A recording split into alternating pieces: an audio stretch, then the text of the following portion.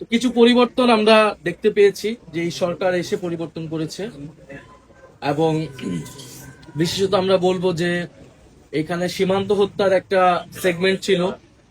আমাদের যে সীমান্তে আমাদের যে সকল ভাই বোনেরা হত্যাকাণ্ডের শিকার হয়েছে বিএসএফ ভারতীয় বাহিনী দ্বারা, প্রায় তাদের একটা তালিকা ছিল, ফেলানির একটা ভাস্কর্য ছিল। সেই জিনিসগুলো সরিয়ে ফেলা হয়েছে। মোদী বিরোধী আন্দোলনের কিছু স্মৃতি ছবি ছিল, সেটা সরিয়ে ফেলা হয়েছে।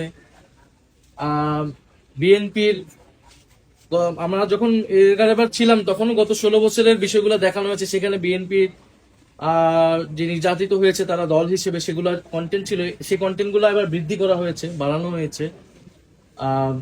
একটু দলীয় বক্তব্য এসেছে, বয়ান এসেছে, সেটা বেড়েছে। বিএনপি হয়তো ভারতকে ভয় পাচ্ছে। তারা সবার আগে বাংলাদেশ বললেও আমরা দেখছি যে মানে যদি ভয় না পেতো তাহলে এটা তো আমাদের ইতিহাসের অংশ, এবং এটা তো ভারত করেছে। তো যেটা ইতিহাসের অংশ সেটা কেন থাকবে না?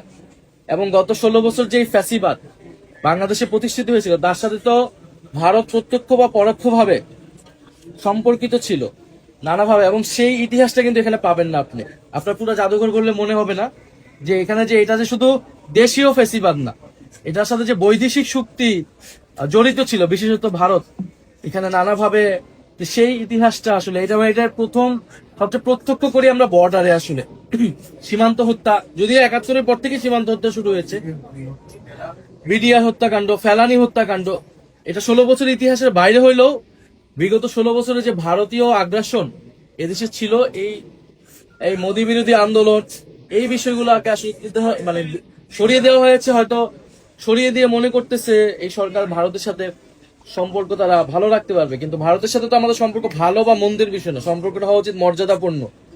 এবং এই সরকারের এই আপোষকামী মনোভাবের কারণে কিন্তু আমরা দেখলাম দিল্লিতে কনফারেন্স করে এখন কথিত স্বৈরাচার শক্তি তারা হুঙ্কার দিচ্ছে, এবং সরকার একটা শুধু প্রেস রিলিজ দিয়ে তার দায়িত্ব শেষ করছে।